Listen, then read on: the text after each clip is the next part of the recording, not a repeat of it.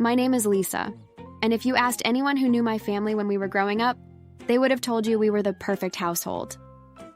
We weren't rich, we weren't poor. We were just comfortable, the kind of family that ate dinner together every night and took photos in matching outfits during holidays. And my parents loved us both equally. At least, that's what they believed. But my older sister, Vanessa, had always believed something very different. She believed I stole the light that was meant for her, and she spent her entire life trying to push me back into the shadows. It started when we were children. I was 6 the first time I realized my sister didn't just dislike me. She hated me. One afternoon, my mom bought us both identical dolls. Mine had a pink dress, hers had a blue one. I remember being excited. "Vanessa, let's play house." She smiled, a strange, tight smile that didn't reach her eyes. Sure, give me yours. I want to see something. I handed her the doll, and before I could react, she snapped its arm clean off. Then she screamed. Mom, Lisa broke her doll because she wanted mine. I stood there frozen as my mother rushed in. Lisa, why would you do that? I didn't! Vanessa began crying loudly, dramatically. She said mine was prettier, she got angry. And that day, I got punished. Vanessa watched me from the doorway while I stood in the corner. She wasn't crying anymore. She was smiling. That was the first time she framed me. But it wouldn't be the last. When we were 10, she hid her report card, full of bad grades, inside my school bag. Mom found it. Lisa, what is this? You've been lying about your performance? That's not mine. Check the name. But Vanessa had already scratched out her name. I got grounded for 2 weeks. When we were teenagers, she accused me of stealing her necklace. It was later found in her own drawer. She claimed she forgot. No one ever questioned why these mistakes always happened in ways that made me look bad. As we grew older, her jealousy only worsened, because people liked me, and she couldn't stand it.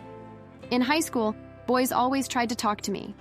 At family gatherings, relatives always said things like, Lisa is so graceful. Lisa will marry a prince one day. Every compliment thrown my way was like gasoline on a fire inside Vanessa.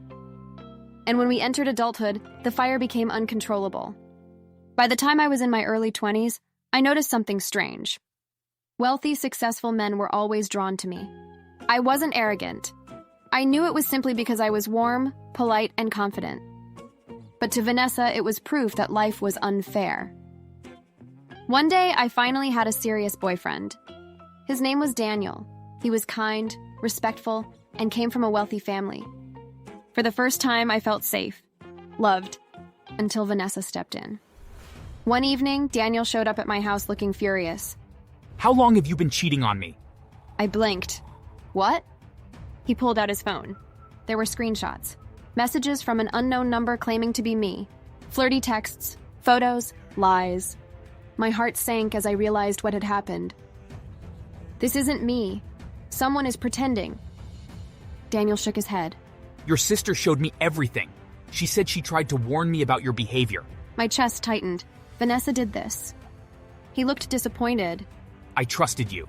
And just like that, he walked away.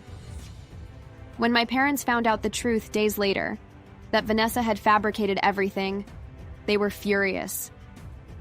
Vanessa, this jealousy is destroying you. One day you will regret this cruelty. Vanessa didn't apologize. She didn't cry.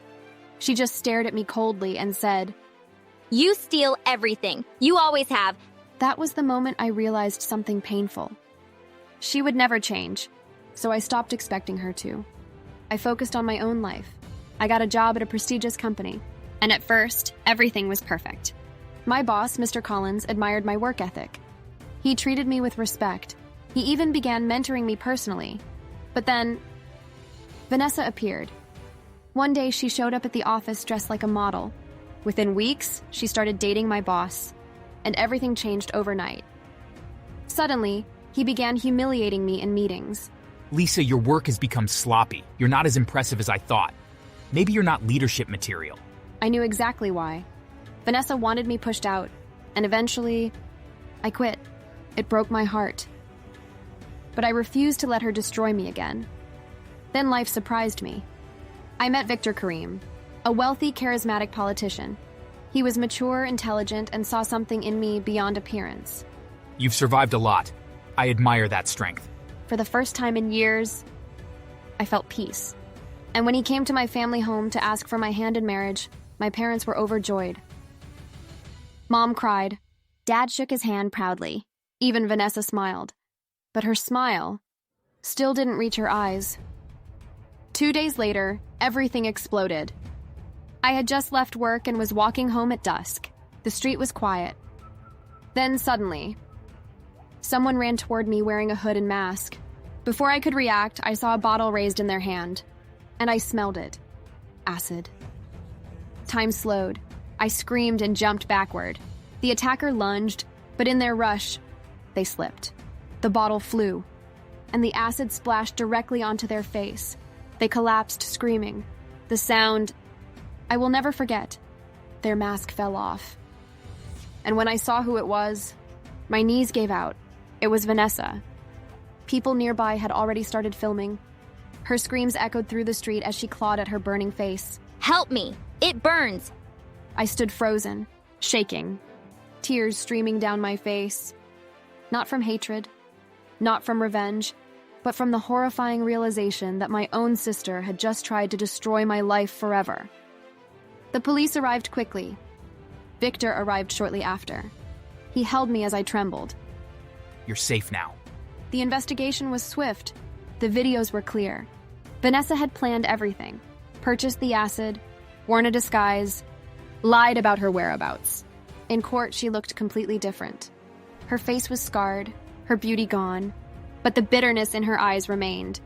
The judge's voice was cold. This was a premeditated attack intended to permanently disfigure the victim. The court shows no leniency. Vanessa stared at me one last time. You ruined my life! For the first time, I spoke without fear. No, you ruined your own. The judge delivered the sentence. 13 years in prison. Our parents cut ties with her completely. They mourned her like she had died. And in a way, she had. But here's the twist no one expected. Years later, during therapy, I learned something shocking. Vanessa had once secretly confessed to a counselor when she was a teenager. Her jealousy had never actually been about beauty, or attention, or men. It was because of one moment she never forgot. When she was 5, she overheard a relative say, Lisa is so special. She will outshine everyone in that family. That single sentence became the seed of poison in her mind. She spent her entire life believing she had to destroy me, to matter. And when I realized that truth, I finally felt something I never expected. Not anger, not hatred, but relief. Because her war had never truly been against me. It had always been against her own insecurity. As for me, I married Victor. We built a peaceful life. And sometimes when I look in the mirror, I think about how close I came to losing everything. My face, my future, my happiness, all because of jealousy. As for Vanessa, prison was nothing like the world she used to control. In there, beauty meant nothing, and whatever was left of hers had long been destroyed. I later heard from someone who worked at the facility that the inmates showed her no mercy. They mocked her openly. Hey, look who's here. The beauty queen who melted her own face. Another would laugh cruelly. You tried to ruin someone else's face and ended up ruining yours instead. That's karma, sweetheart. Some of them even gave her nicknames. Inferno Queen, Acid Lady, Burnt Princess. I was told she would cover her face and sit alone in the corner of the yard, refusing to look at anyone. But that didn't stop the whispers, the laughter, or the constant reminders of what she had done. And whenever she tried to report the harassment, the guards were cold and dismissive. You should have thought about consequences before you threw acid at someone. You're not a victim here. You're an inmate. Her complaints were written down, but nothing ever changed. For the first time in her life, Vanessa couldn't manipulate anyone. No one feared her, no one envied her, and no one cared about her tears. So if you're listening to my story right now, let me leave you with this. Jealousy is like acid. You throw it at someone else, but it's your own life that gets burned first. And if you enjoyed this crazy, dramatic, family gone wrong story, Go ahead and like, subscribe, and share. Because unlike my sister, the only thing I want to attack your face with is more storytelling.